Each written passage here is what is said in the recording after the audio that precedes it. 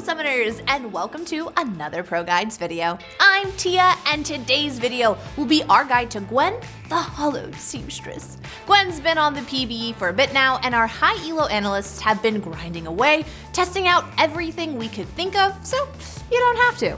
In this video, we're going over her abilities, how she works, when it's best to pick her, and of course, all of her builds. Oh, and we think Gwen is going to be best in the top lane, so we'll be doing this under the assumption that's where you're going to be playing her.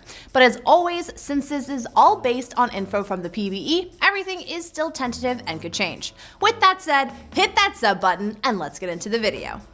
In case you're not familiar with Gwen's kit, let's start out by talking about what she does. Gwen's basic attacks, the Center of Snip Snip and Needlework, deal bonus magic damage equal to 1% plus an additional 0.8% per 100 HP of the target's maximum health. There are additional modifiers based on the type of target you're hitting. Against champions, Gwen heals for 70% of the post-mitigation damage dealt, deals an additional bit of damage against minions under 40% of their max HP, and deals a maximum of 10 plus 25% of your AP against monsters. So right away, we know from this passive that Gwen is intended to be a champ that brings down beefy bruisers, juggernauts, and tanks. On top of the damage, the healing you get means that Gwen does well in extended fights, but we'll touch more on that later on. From her passive alone, we can already see that Gwen seems like she's going to be a solid AP answer to tanks. The only other champ that really fills that role is Mordekaiser, and he's a juggernaut, not a hard carry. Gwen gives you a more carry-oriented pick that can slice tanks to ribbons. But as you'll see when we look at the rest of her kit, she's only good in certain matchups and is almost unplayable in others. And that brings us to today's question of the day. What champ do you think is most niche? For me, quite a few come to mind, but if I had to pick just one, I would definitely say Tahm Kench. He exists to keep a hyper carry safe from diving champs, and he's so good at that one job that Riot has basically reduced him to being that ability alone. He's pretty much a walking QSS and Zhonya's combo for an ally. But that's just my pick, and I want to hear from you all, so let us know your answers down in the comments below, and also, I love you all. Now, without further ado, let's take a look at her lane phase. Passively, Gwen's basic attacks on hit grant a stack of Snippy for 6 seconds, stacking up to 4 times. When activated, Gwen snips at least twice with her scissors in a cone in the target direction. If she has any Snippy stacks, she consumes each one to snip an additional time, up to a total of 6 snips. Regardless of how many times she snips, the cast time remains the same. Her last snip deals increased damage. How many times did I say snip in that last paragraph? Additionally, the center of each snip deals true damage and applies 1,000 cuts. With this ability's short range and reliance on stacking up, it's even more clear that she favors short-range, extended fights. To win your trades hard, you'll really have to make sure you're hitting the middle part of your snips, especially against tanks. Just note that only the Q's damage is converted to true damage when you hit the center. The 1,000 cuts damage will remain magic damage. Gwen summons the hollowed mist around her, lasting for 5 seconds or until she leaves the area. Gwen can recast it once to cause the mist to recenter around her, and she does so automatically if she tries to leave the zone. While in the mist, Gwen gains 20 plus 5% AP bonus armor and magic resistance, and is untargetable by all enemies except turrets that are outside of the mist. The resistances help quite a bit with dueling your opponents in a 1v1 setting, but the more important part is how it affects your team fighting. The biggest weakness with having squishy melee carries is how susceptible they are to being blown up in teamfights. Think about champs like Renekton and Garen. If they build pure damage, they have huge one-shot potential, but in teamfights they are easily melted, so usually you have to build them pretty tanky. But with Gwen, you're able to use your W to set up a zone that gives you the ability to teamfight without having to sacrifice damage for survivability. Your opponents are left with a lose-lose situation as long as the mist persists. Either enter it to help their allies bring you down, putting themselves in your effective damage range, or completely ignore you for the next 5 seconds.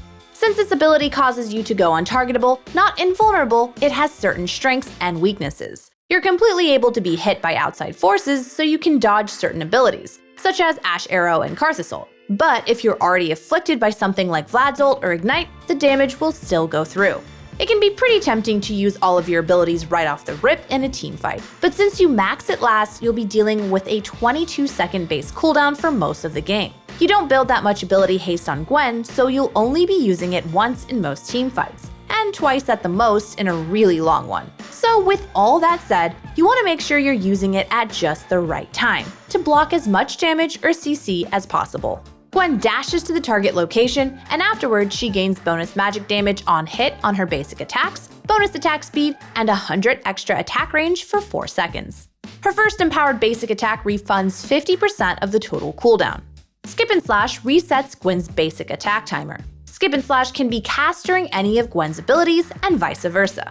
With no CC in her kit aside from the slow from her ult and her primary focus on auto-attacking and her short-range Qs, this is your key to sticking to targets. The fact that you can cast it mid-Q also means that you can reposition as you need to land the center of the snips for that bonus true damage. Remember to keep in mind that the cooldown goes down the first time you use an empowered auto-attack. Even if you can't get an auto range of a champ, you can still hit a minion or jungle monster to lower the cooldown.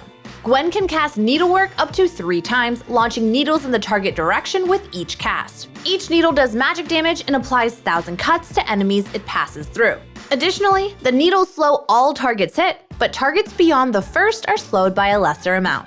After casting Needlework for the first time, Gwen has 6 seconds to hit an auto attack or snip snip to unlock the second cast. After using the second cast, she must again hit an auto attack or snip snip to unlock the third cast. First cast. After a 0.2 second cast, Gwen launches a single needle. Second cast. After a 0.5 second cast, Gwen launches 3 needles. Third cast. After a 0.5 second cast, Gwen launches 5 needles. This ult is interesting in that it's not entirely key to Gwen's success. Most AP-based champs are very ult-reliant when it comes time to fight other champs. While there are some exceptions, this usually leaves them with a pretty big window of downtime where they're vulnerable to other champs, and are especially useless in team fights. But Gwen is still a really capable fighter when her ult is down. Almost all of Gwen's fighting strength comes from her passive and Q. Now, all of that isn't to say to force when her ult is down if you have the option to stall and wait it out, just that you're not completely helpless without it.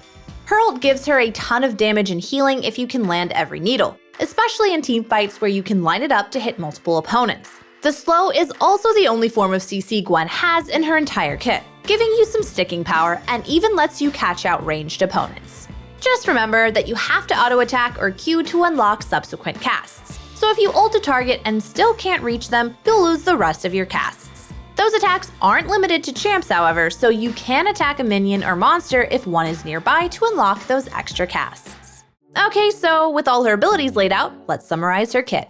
Pretty much all of her kit is centered around auto-attacking. Her Q gets more stacks from autoing, her E exists to put her in auto range and empower her attacks, and her ult casts are unlocked by autoing. Rather than being a champ that weaves autos between spells, Gwen feels more like a caster-based fighter who weaves in spells between her autos.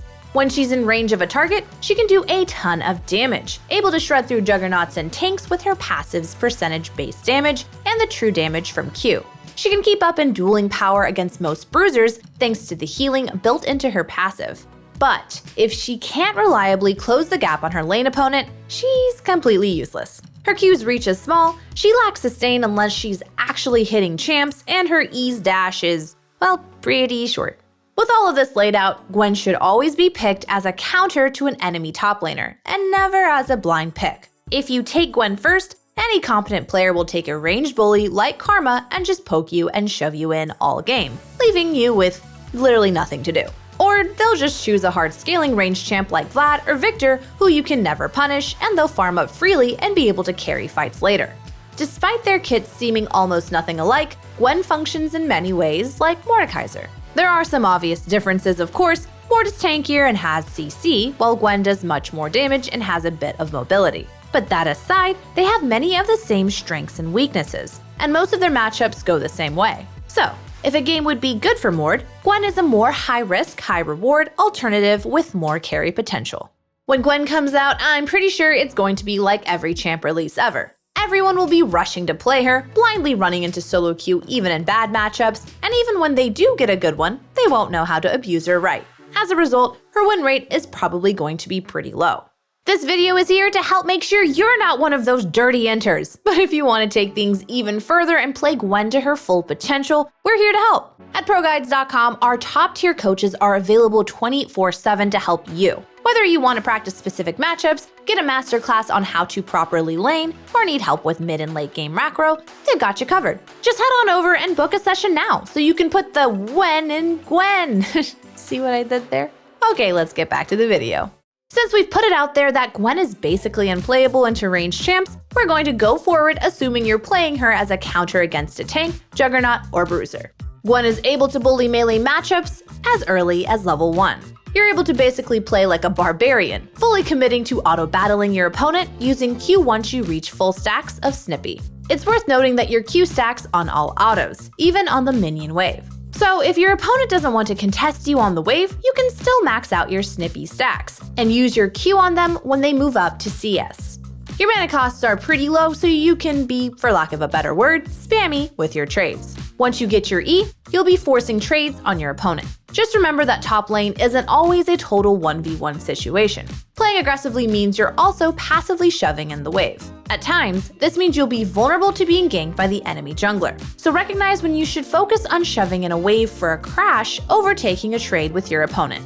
Once you pick up some AP and you get your ult, you have pretty strong all-in potential. But remember that Gwen is not a bursty champ. It will take some time to bring down your opponent. Most players aren't just going to fight you to the death. So when you're ready to go for a kill, manage the wave so that your opponent pushes back to your side of the lane, away from the safety of their turret. This gives you the space you need to chase them and bring them down for the kill.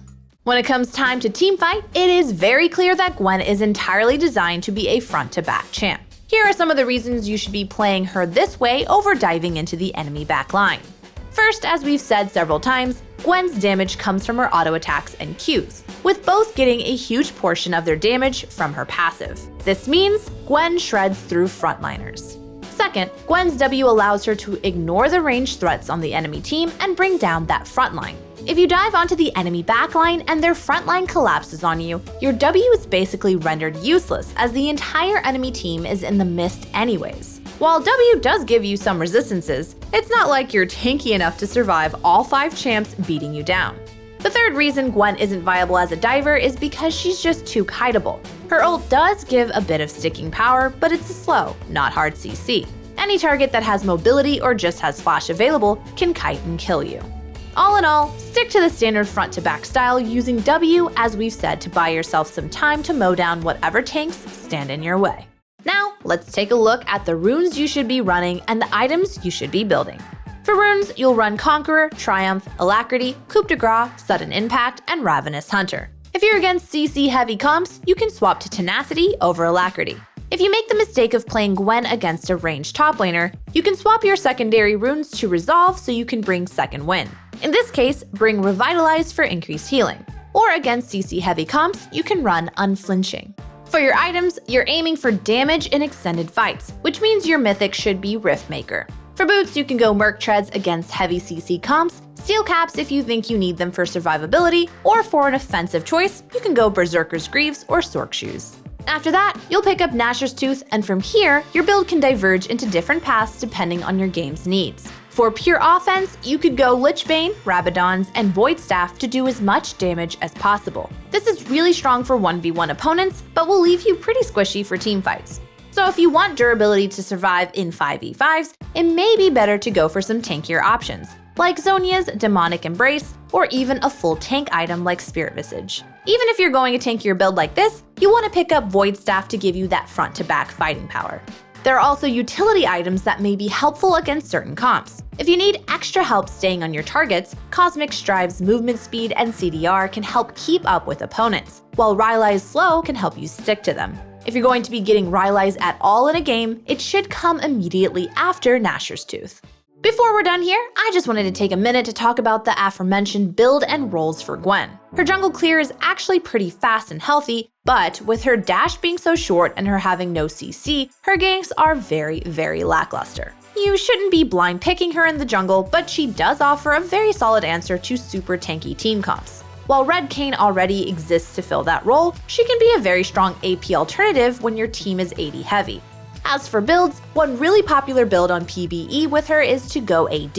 It's definitely a viable build, but if you're picking Gwen, it should be because your team needs an AP answer to tanks. If you're going to pick an AD anti-tank champ, you may as well go with someone like Fiora or Vayne. That said, if you do want to try it, you basically build her like a marksman, going from Kraken Slayer, Phantom Dancer, and GWEN'S as the core of your build. Just recognize that your passive is going to do much less damage since it purely scales with AP, not levels. While Gwen seems like she'll be a niche pick, once it's time to lock her in, she's a very capable carry. So hopefully you're paying attention, so when the time comes you can lock her in for some free LP. But hey, she's not the most niche, so remember to let us know what champ you think is in the comments down below. And one last thing before you go, feel free to check out our Discord. The link for that is in the description box, also below, around here. We'd love to have you all as part of our community. I can't wait to see you guys back in the next video, but until then, good luck on the Rift, stay safe, and hug me. Bye.